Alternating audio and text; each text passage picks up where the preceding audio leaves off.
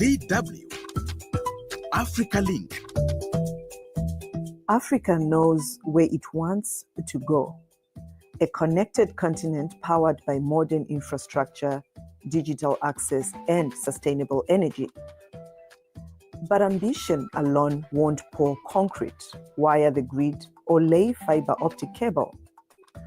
The question is no longer what Africa needs, is who will pay for it. Africa 50, the investment platform backed by African states, says it has a plan to bridge the funding gap. But what exactly is that plan, and can it deliver? That's what's coming up. Stay tuned.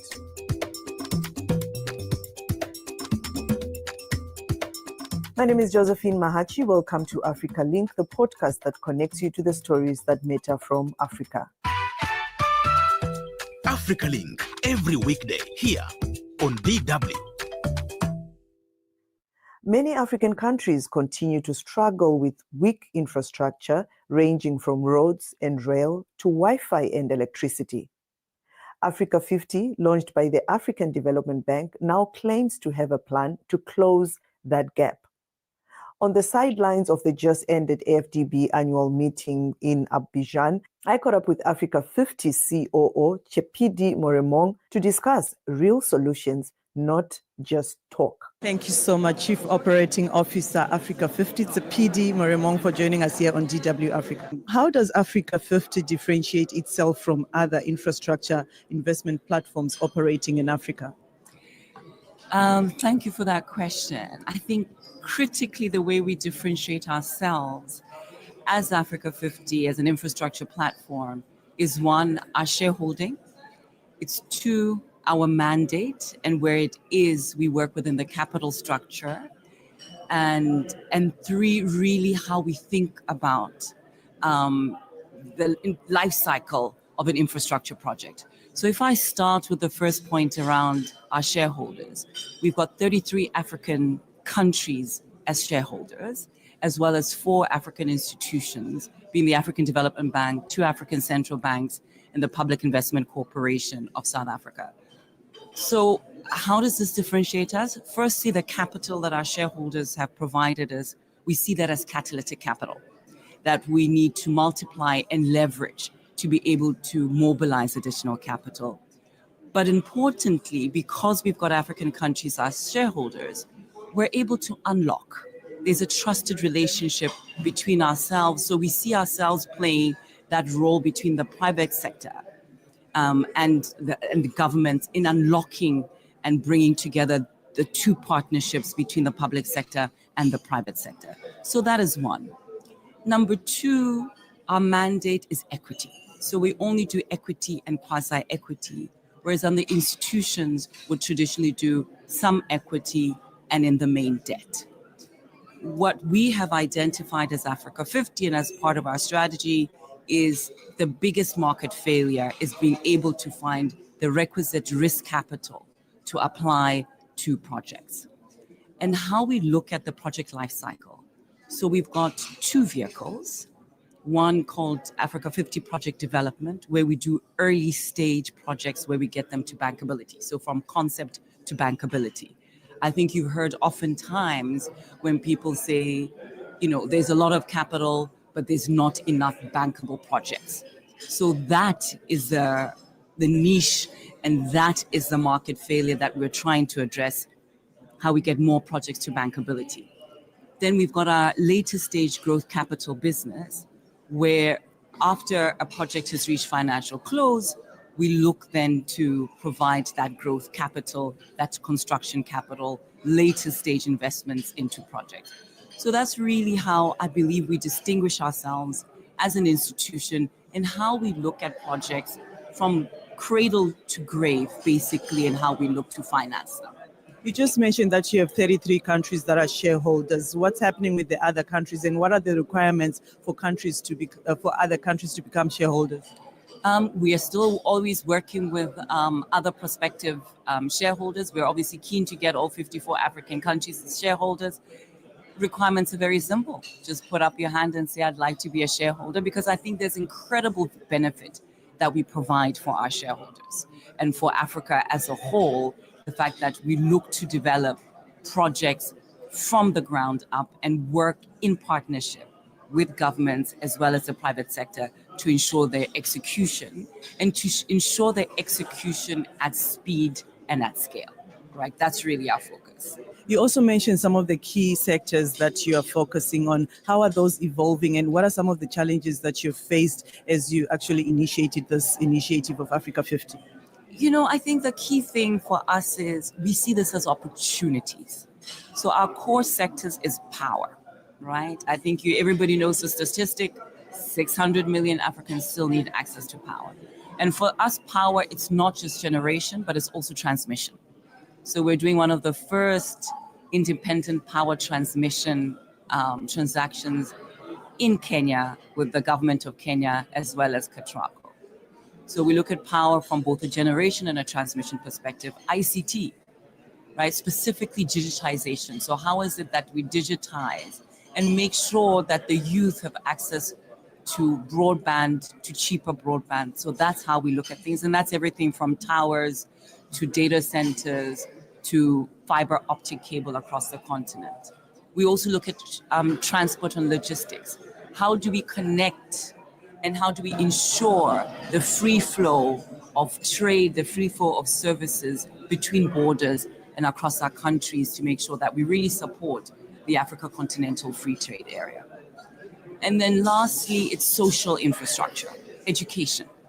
How is it that we ensure that our youth, which is a dividend, but could actually be, if we don't harness it properly, may turn out otherwise? How do we ensure that they're educated and it's the right type of education? And lastly, healthcare, right? Making sure that we provide accessible and good healthcare to our citizens instead of them having to travel abroad. And you spoke of electricity and energy, rather. What are your views on going green as the continent? I think for all of us, it's important that we go green. And really, because of the impact, the adverse impact that we're seeing on the continent. But at the same time, we need to be pragmatic, right? It's important that as a continent, we have a diversified energy resources. We are blessed with incredible gas resources. Gas is cleaner than the heavy fuel oil that we're using. So for us as an institution, we're here to support our shareholder countries. We're here to support the continent in ensuring that there's a diversified energy energy resources that they can use, leveraging the competitive advantage or comparative advantage that they have. So we will look at renewable energy, that is solar and hydro. We will do gas. So if I look at our portfolio, it's diversified. We've got over 2 gigawatts of power across renewable energy, across gas on the continent. If I can give a few examples, we've just commissioned 420 megawatt hydropower plant in Cameroon together with EDF and multiple investors. In Egypt, we have an operational plant of 400 megawatts of solar PV. So that's renewable energy in both of those two examples. In Nigeria, we have a 400 megawatt power plant, which we're a shareholder in Azura. In Mozambique, Central Térmica de Resano Garcia, which is also over 100 megawatts of gas. So for us as an institution, we need to make sure there's diversified energy. We leverage the resources that we have in country.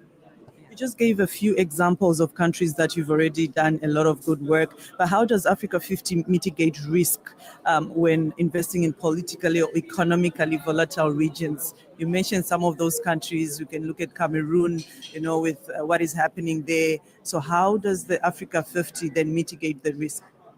I think the fact that our shareholders are African governments, and I think that we've seen an evolution, right? In the sense that a lot of the contracts that we enter into are PPPs, right? So these are long-standing, a lot of the transactions we do are PPP based. So what does this mean? It means the contracts that we do are long-term 20, 25-year contracts. And so there's comfort, I believe, from investors that many of our governments will abide by the contracts in which they have signed up with governments or with the utility companies. So I think from a regulatory framework perspective, we want to ensure that we go into a country, we work with our governments to ensure that the regulatory framework is clear and that there's clarity in what it is that we do. From a risk mitigation perspective, some lenders will want to bring in political risk insurance, they want to bring in other partial risk guarantees. But I think we as a country, as an institution, our shareholders are there. We're comforted that our shareholders will do the right thing. They have done the right thing. So we're seeing the progress. And now also to ensure that there's inclusivity, how does Africa 50 do that in terms of community engagement in its projects? Remember also, we're talking about women here, how you also support women, or are there any specific programs or investment criteria that support women-led enterprises or gender-responsive infrastructure projects? So women, youth are critical to what we do. Communities are critical to what we do.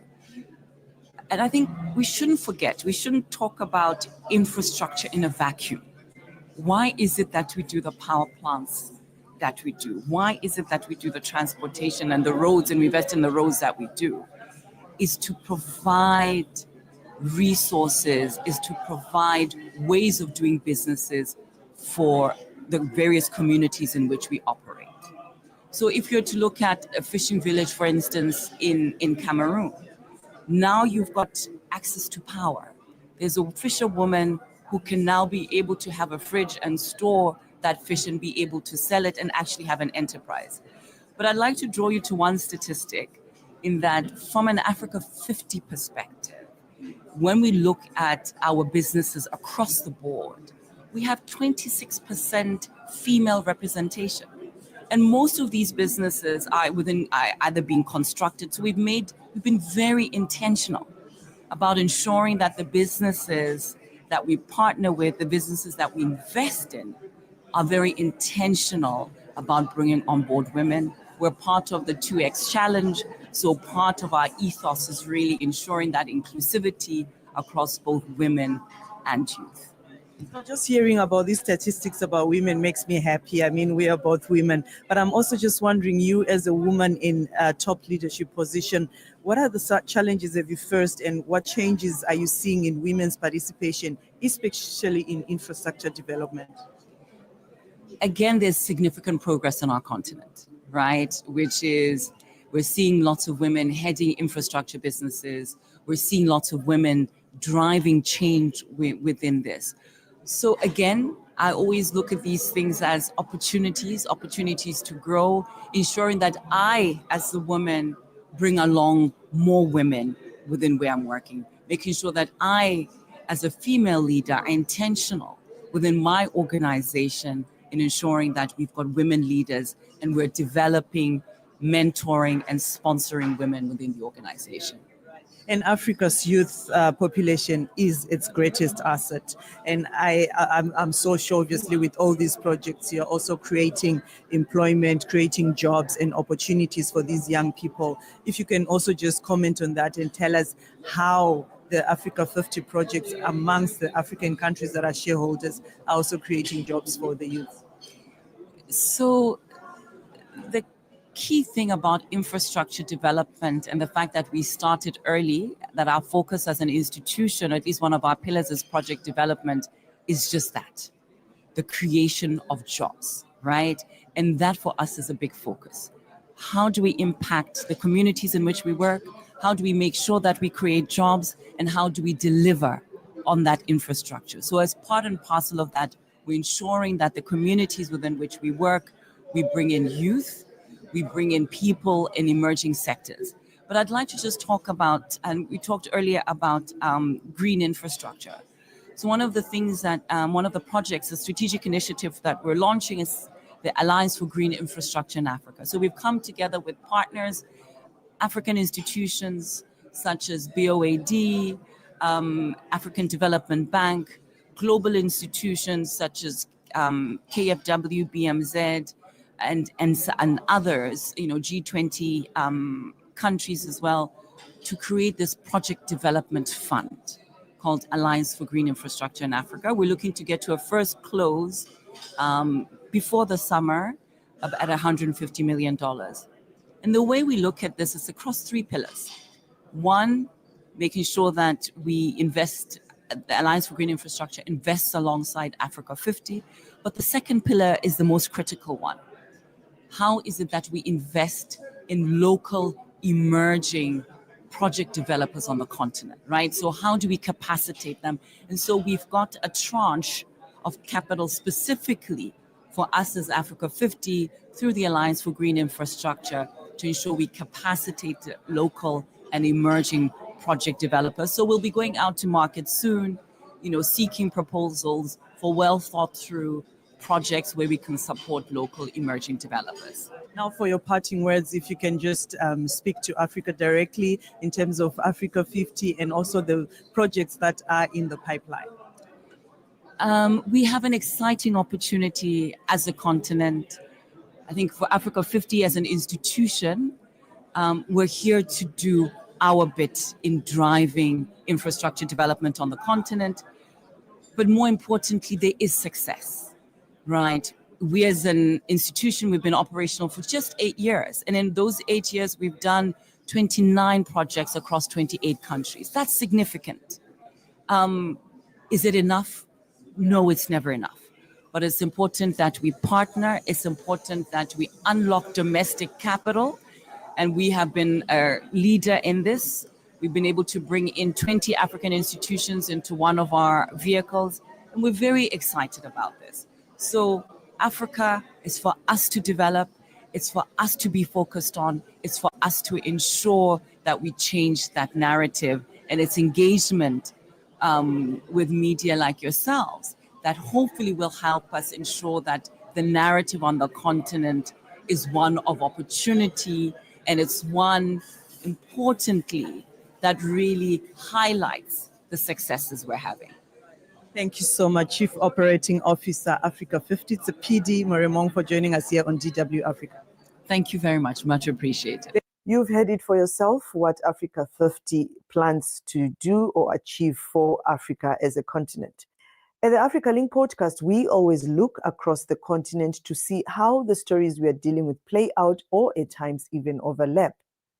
Uganda faces several infrastructure challenges in 2025 despite significant investments and policy efforts. These challenges span across financing, execution, and sector-specific issues.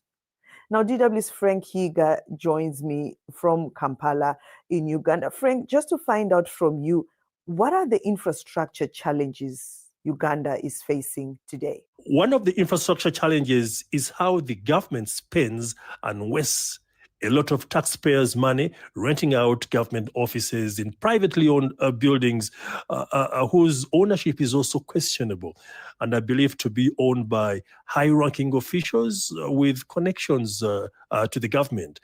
Yet the money spent in rent could actually construct permanent government offices and save these unnecessary exorbitant expenditures. Now, another infrastructure challenge faced in Uganda is the dilapidated or non-existent school buildings for learners. Whereas we applaud the government for introducing free education at primary and secondary levels, this has resulted into an influx of learners. Unfortunately, some of whom end up studying in shifts. Some drop out and others study under the trees because there's not enough space to accommodate all of them. For the roads, the government has fairly done a tremendous job, especially the highway roads out of the capital, Kampala. Although some are impassable, don't last for long due to poor works, and others have become death traps due to the many accidents that occur on such roads. Now, to explain to our listeners, Frank, some people have never been to Uganda, right? How on a typical day in Kampala, one makes their way to work? That's an interesting question, Josey, because it actually resonates with the real life experience we go through. Let me paint for you a picture of one of these suburbs and the capital.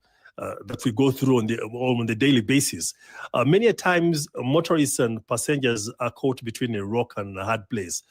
You either pass through a dusty and bumpy road to beat the heavy traffic jam, or you take a fairly smooth road but heavily jammed up that it could take you over 3 hours to travel a 10-kilometer stretch that would have ideally lasted about 40 minutes. This experience is both to and from home to the workplace. What some of us do is drive from home as early as 5 a.m. and leave work as early as 3 p.m. Or you actually leave late, close to midnight, when the situation has calmed down.